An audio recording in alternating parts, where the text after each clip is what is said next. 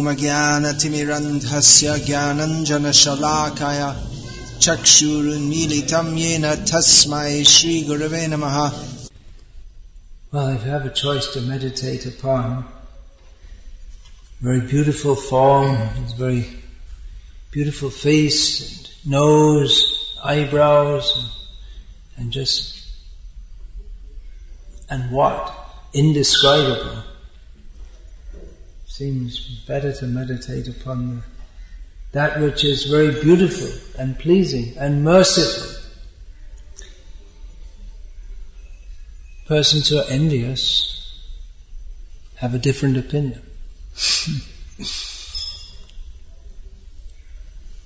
What is that envy?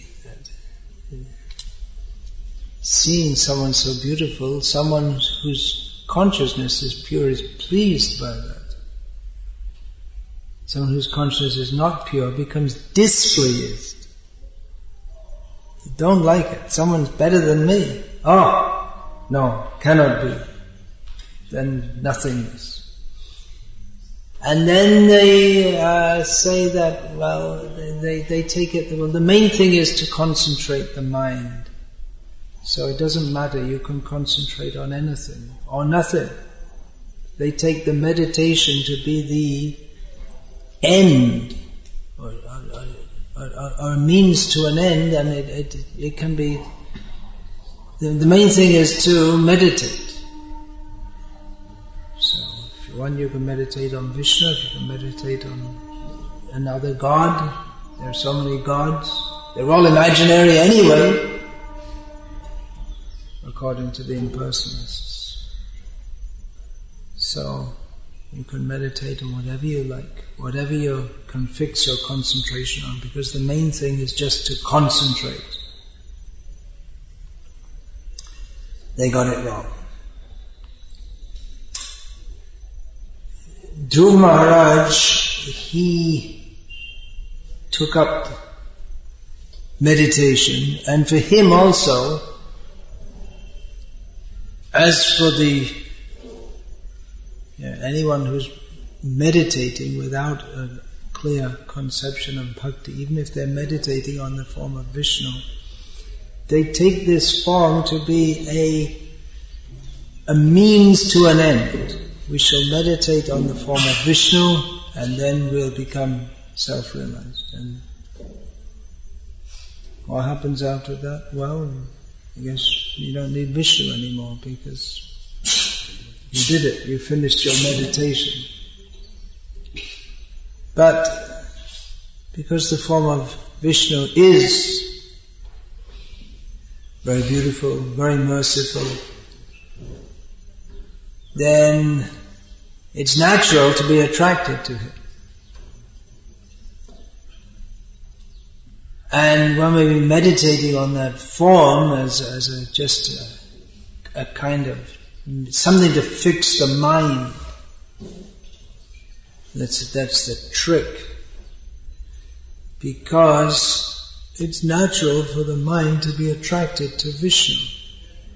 And something else happens, that instead of just the mind becoming fixed, the mind also becomes attracted to him. And then it's natural to think that, well, if he's so beautiful, what kind of a person is he? Is just a form. That's what the non-devotees say about the form of the deity in the temple. They may say, it's very beautiful, but alright, just a statue, that's all.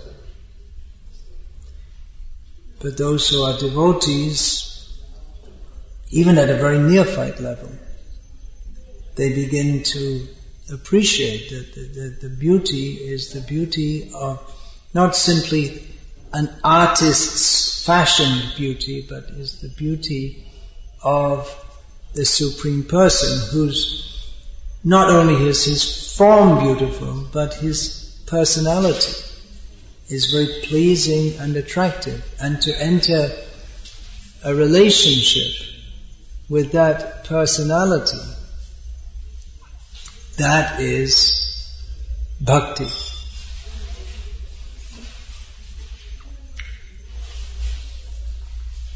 কথা বুঝতে পারো? So, the meditation on the form of the Lord naturally gives impetus to Bhakti, which is the natural function of the soul.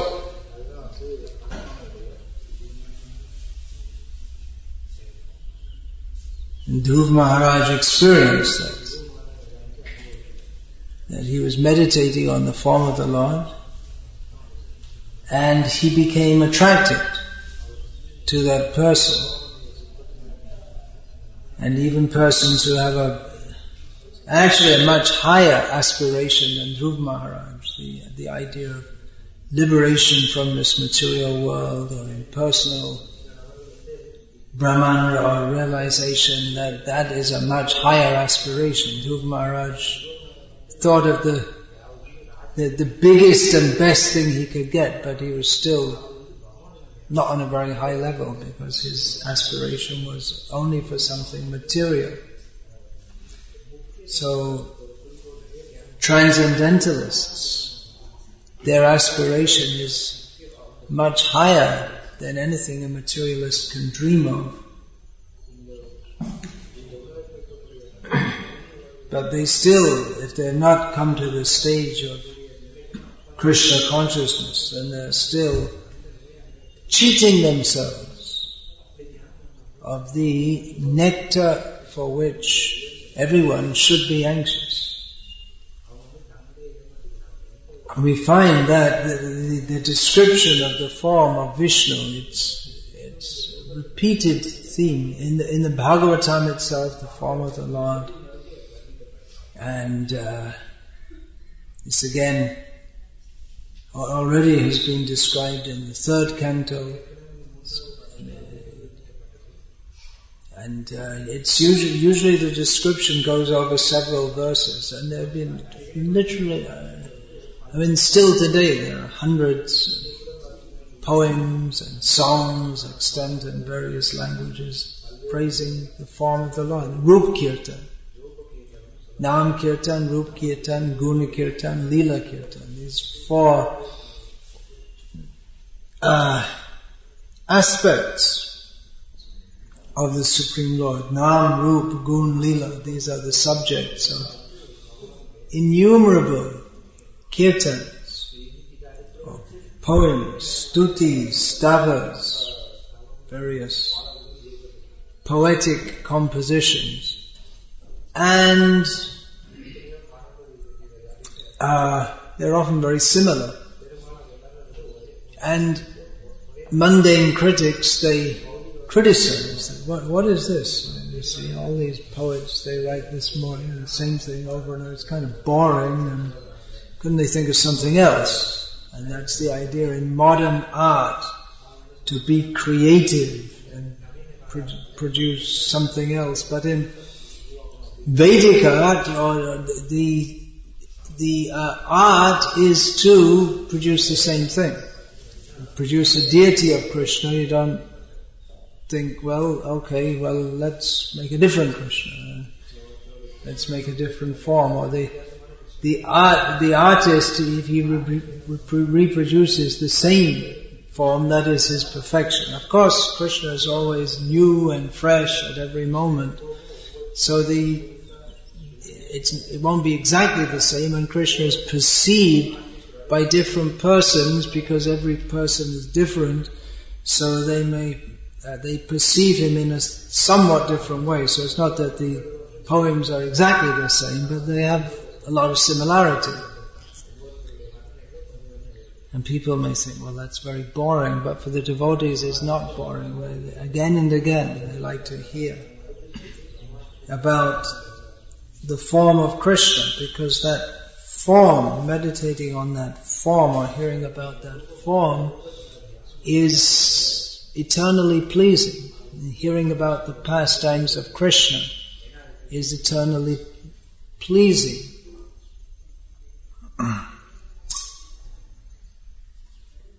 He is the proper object of meditation. This is inconceivable to the materialist, because the materialist is always looking for something new and fresh. That's the nature of the material. Well, it seems to him fresh, but what fresh in this material world is already rotten. There's nothing fresh. Whereas Krishna is not stereotyped. His pastimes, they are the same pastimes again and again and again, but they're not boring or dull. They're always fresh. They always give inspiration to the devotees.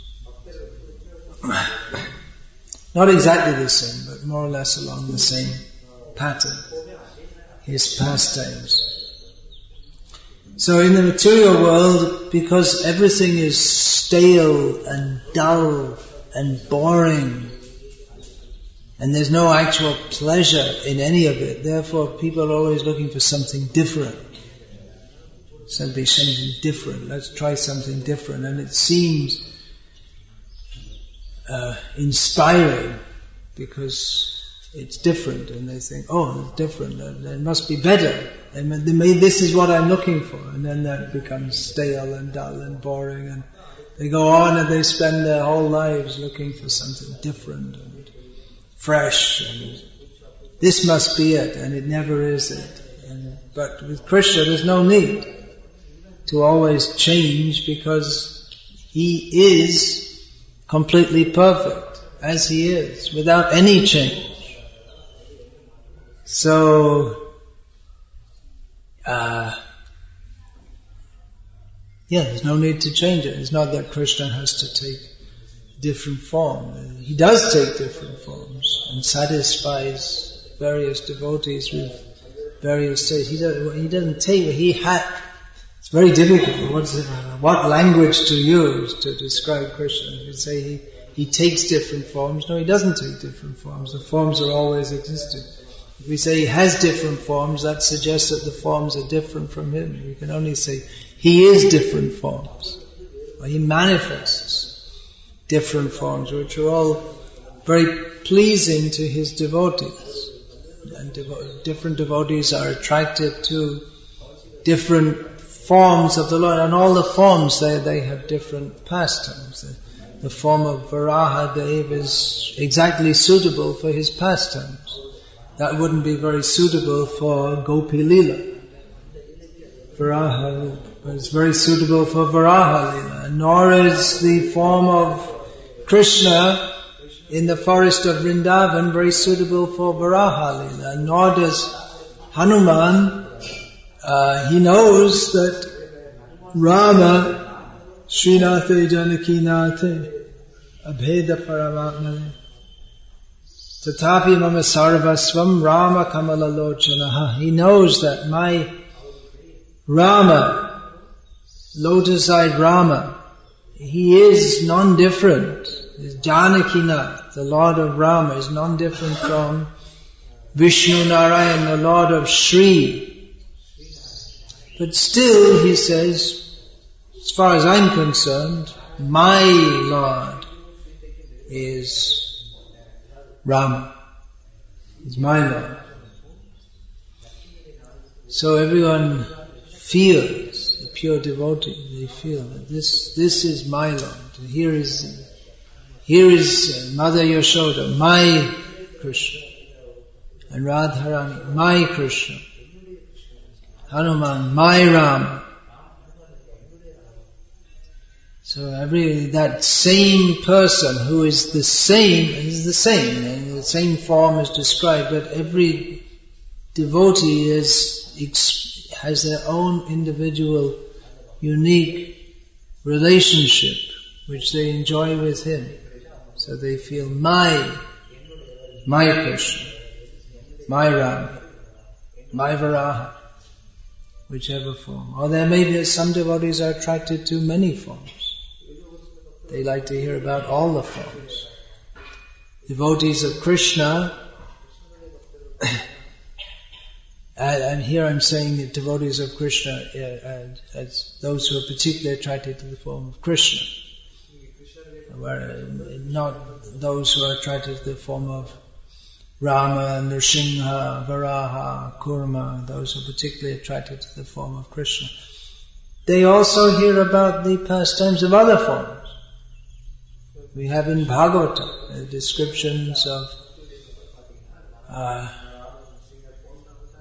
Varaha, Rama, Nrsimha, Kurma, Matsya, various Hamsa avatar is described. Here we have Dhruv Maharaj, who was the Prishni Garbha, appeared before him. So various forms of the Lord of Krishna are described, and devotees hear about them also. Devotees of Krishna, they hear about the other forms that he takes. Gita Govinda, the most, or we can say the Gita Govinda, after what is described, not so much detail in Bhagavatam is described in Gita Govinda, and that's the prototype Rasa Shastra, based on which so many songs and poems have been described. And that begins with the description of Dasavatar, the famous Pralaya Payodi Jale Kritavanasi Vedeya. First of all, the description of the 10 avatars, Matsya, Kurma, Varaha, Nrsimha, and so on. That's at the beginning. And then Kesha, at the beginning of the Gita Govinda, and Keshava Dhrita, and then Dasha Vidharupa, the different forms are described. This is Kesha. This is our Kesha. This is the Kesha about to be described. He assumes different forms. 10 are described. There are so many other forms. So, devotees of Krishna, they appreciate Krishna more by knowing of his other forms. They don't deny his other forms. But that same Lord who saved the Vedas in the form of a fish and lifted up the earth in the form of birth. Yeah, he's one word ahead of me. I didn't say it. Oh, I missed Kurma. So, the Matsya, Kurma, Varaha, who became the pivot for the churning of the Mandara mountain, who appeared as half lion, half man form to tear apart Hiranyakashipu, who appeared as a very beautiful Brahmin boy and cheated Bali Maharaj, who was a very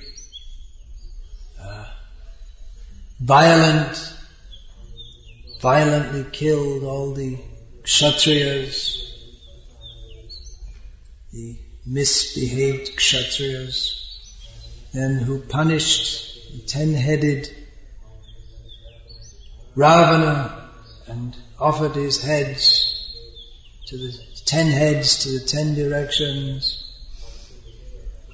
And then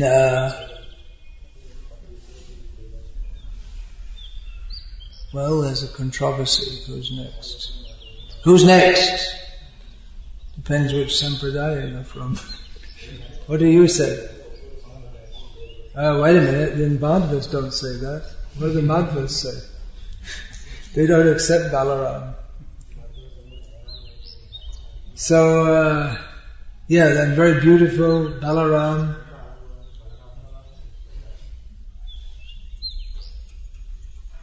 Or Krishna, some say Krishna. Or some say Balaram and Krishna, and they leave out Buddha. Anyway, Jayadev says, in our Sampradaya, Balaram, and Buddha, and Kalki. So the devotees of Krishna, he took all these different forms and had all these wonderful pastimes.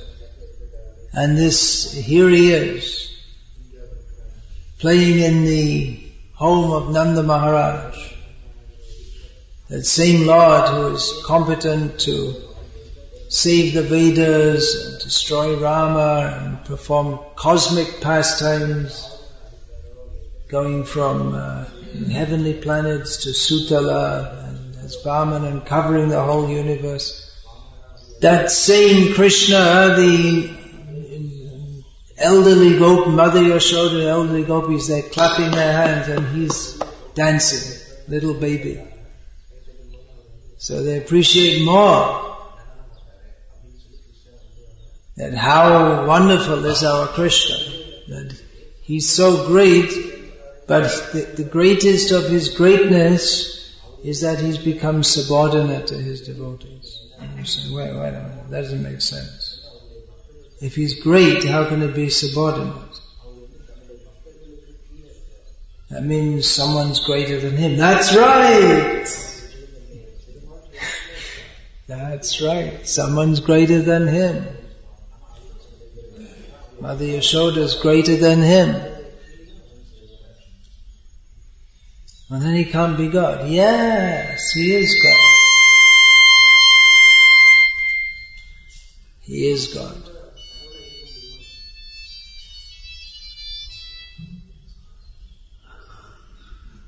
He is the object of meditation for people who don't have cell phones. Yogis don't have cell phones. They're sitting meditating, blah, blah, blah, blah. Okay, back to meditation. No cell phones. So here we're supposed to be meditating on Krishna, so no cell phones. You can have your cell phone afterwards. Now we have to meditate on the form of Krishna. At least our mad mind has got so many topics. Shota Vyadini Rajendra Rinang Santi Sahasrasha. Sahasrasha means how many subjects do we have to think about and hear about? 1,000. It doesn't mean 1,000. It means beginning with 1,000. So many things we have to hear about and think about and discuss, but at least during this time we should have discussion of Atma Tattva, of the nature of the self, the nature of the Supreme Self, and everything else that can wait.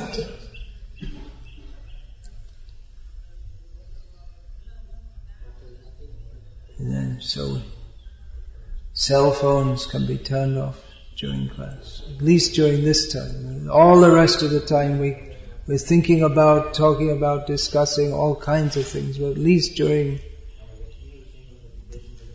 this class time we should have some concentration. Try to concentrate on Krishna. We don't even try if we think that I have something more important than we're not going to achieve what Dhruva Maharaj achieved. He was meditating, he was fixed in meditation. His meditation was successful. He was completely fixed on the form of Krishna. So that's what we're trying to achieve, is to be fixed on Krishna. We might find it boring this way. Sukhapolam, sunasam, subhuvam. I've heard it so many times. Beautiful forehead and what else? Nose. To us it may seem kind of boring, just, alright, well, okay, nice nose. But the pure devotees, they're completely entranced by these descriptions. That's why they write you may think, well, why write another one? There's already so many poems about the form of the Lord, about it's the same pastimes. As I was saying, the Gita Govinda is like the prototypal Leela Kirtan, and then so many have been written, more or less telling the same story, without much difference. Then why don't you do something original? Why the same thing over and over and over again? Because the devotees are for them it's just bliss.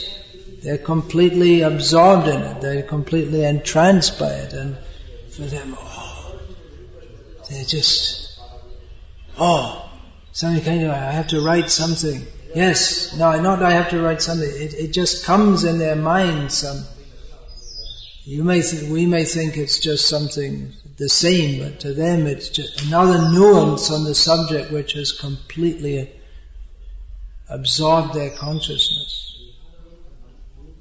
To us, like I said, it may seem boring, but for them it's ever fresh. Did you hear what Krishna did when he went to the forest and his friends were stealing his lunch pack and they were calling in the wells, calling out sounds, and they would dance with Krishna and play on their flutes and make funny noises, and they get tired and they'd lie down and they'd massage Krishna. Pure devotees are very happy to hear this again and again and again. And for other people, boring. Are not even boring. It's not even the first time interesting. Boring means when you've heard it you hear something more than once. Like a novel. You read a novel and then you throw it away, or you sell it to the second-hand bookshop or whatever, because even if you thought it was good the first time, you don't want to read it another time, because you already know the story, and then there's no more. The interest comes from not knowing what the story is. But in Krishna Leela, the interest comes from knowing what it is. It's different. Because it's by its very nature attractive. Whereas in the material world, materialistic stories, they're full of fear and tension and hope, and you're always wondering what's going to happen. In the material world, you're trying to avoid some difficult situation, so you hear of some story, become absorbed in how some imaginary person is trying to avoid some imaginary difficulty, and then in the imagination of the novelist, he actually escapes it, and then so you become absorbed in this imagination. But Krishna Lila is reality, and even though the pastimes are not from the literary standpoint, they might not be very interesting. I mean, it's not just like, for instance, killing Bakasura. It's not really a great story. It's not going to win some prize. That there was some demon assumed the form of a baka, a stork, this bird with a long beak, and opened it up. And then Krishna, to make a long story short, it's not a very long story, he played, and then he went inside and he came out and ripped it apart. It's not really, really great story from the story point of view. I mean, there are much more interesting stories than that. It's not very interesting. Or the Keshi in the form of a horse came in Vrindavan, and Krishna stuck his left hand inside his throat and killed him. Well, it's not such a very interesting story. But for the devotees, it's much more interesting than any other story. Because the subject is Krishna. And everything about Krishna is delightful. Shrinu sukhadam shubhadam bhavasaram. In this material world which is characterized by birth and death, hearing about Krishna is very pleasing and very auspicious. So, by the mercy of Narad Muni, conveyed to us through Srila Prabhupada, we are fortunate to hear about Krishna. And we may be more fortunate to develop a taste for that. By doing so. If we don't, then we never will. If we don't discuss about Krishna, then how are we ever going to get a taste for hearing about Krishna?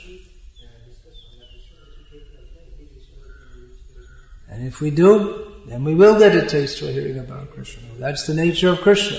He is attractive. That's what his name means. And it's not just a name. As we may give a child a name. Padmalochan in Bengali, there's a saying. What is that? Kana chale naam ki Padmalochan. The child gets born, one eye blind, and they call him lotus-eyed. It's wishful thinking. He's not lotus-eyed, he's blind-eyed. But with Krishna, he's not just his name is, there are so many people called Padmalochan, but he's actually Padmalochan, actually lotus-eyed. And so many names of Krishna, and they all exactly fit him.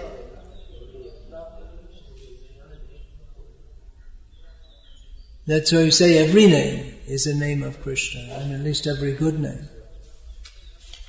Because anything good, that has its origin in Krishna. He is the reservoir of everything. Good, pleasing. So there are unlimited names for Krishna, and devotees, you could say they make up names for Krishna, or they discover names for Krishna. Actually, Krishna is not different from his names because those qualities are already there in him. They're not, we say in him, but those qualities are inherent in him. They're intrinsic from him, non-different from him. So devotees, they make up, not exactly make up, but they bring out names of Krishna which might not have been known before in human society. We find in Bhagavatam, there's so many descriptions of Krishna which can be taken as names of Krishna. This Vallabhacharya, he took out from Bhagavatam all names of Krishna. This is like a small booklet because so many descriptions are there of Krishna, and each time there's a name given, it's a name. Each description becomes a name of Krishna. So, like that, Bhaktivinoda Thakur, for instance, just for every Vaishnava poet, they bring out names, and Bhaktivinoda Thakur wrote various songs, or we say poems, when they're sung, they're songs, or anywhere in the spiritual world there's no difference, because poems are songs. So he'd bring out different names of Krishna, of Chaitanya Mahaprabhu, Advaita Prapujita Gora, for instance. The Gora, name for Chaitanya Mahaprabhu, who is worshipped by Advaita Acharya, Prapujita. in this context, what would it mean? Very nicely? What would you say? Fully? Yeah, it could be taken in various ways. Pra can mean so many things. So like that, Krishna, unlimited names, because he has unlimited forms. Many, not so many forms are well known, but even though his form, well, that's the Mayavadis, they say the form means limitation, but Krishna's form is not limited. It's not limited because it's present everywhere, and it is achintya guna swarupam. It's not limited. Our forms are limited, but his form is of inconceivable qualities. So achintya means unlimited, because achintya means inconceivable, but inconceivable means it's unlimited. There's no limit on it. Because it cannot be captured by thought. You cannot say, now I understood everything about Krishna. He's unlimited. So even though his form by definition appears to be limited, but because Krishna's form is inconceivably wonderful, it's unlimited. That's one reason why it's unlimited. So, Hare Krishna. The description of the form will be continued in the next verse. Is there any question about this? There's a question. Hare Krishna, Krishna Krishna, Hare Hare.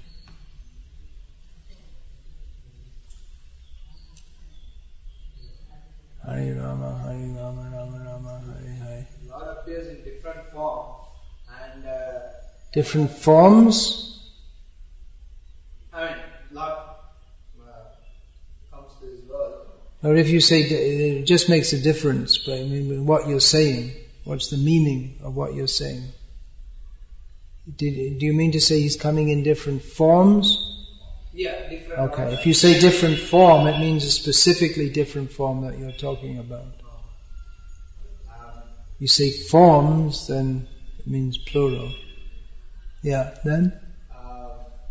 He is attractive in his forms when he comes as Krishna and Rama like that.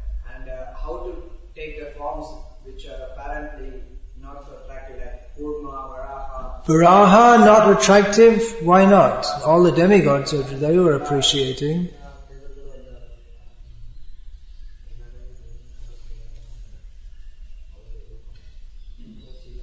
And you can go to this near Srikakulam. There's the form of the Kurma avatar, and those devotees who are worshipping, they find him attractive. So beauty is in the eye of the beholder. If we're not attractive, that's our misfortune. Form of Vishnu is always attractive.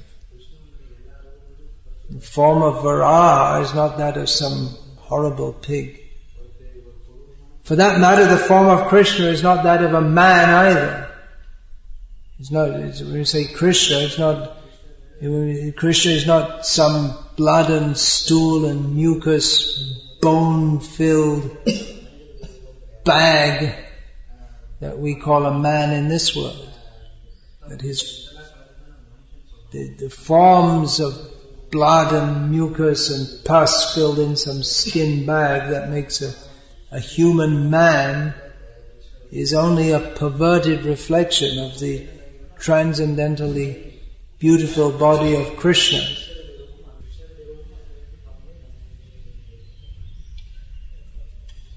And similarly, the stool on the inside, stool on the outside form of a pig that we see in this world, that's only a perverted reflection of the transcendently beautiful form of Varaha.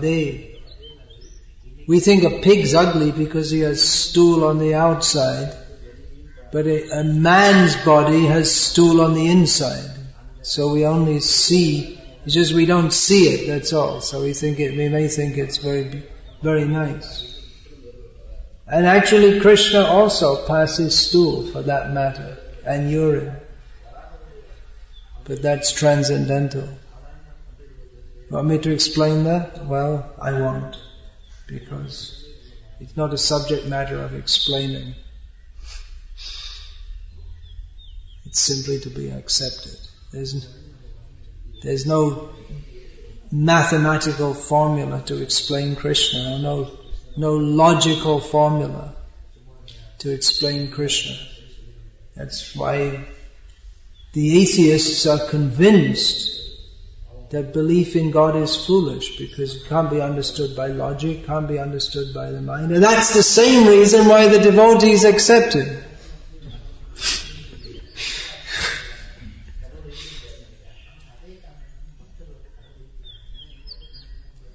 So what's the difference between the atheist and the theist? The atheist has faith in his own logic and rationalization, whereas the devotees are more intelligent and they don't have faith in their own intelligence.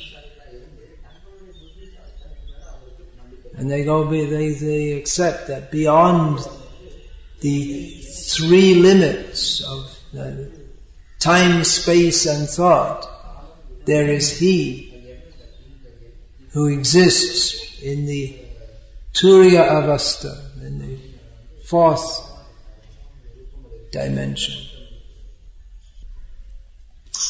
Hare Krishna, Krishna Krishna, Hare Hare,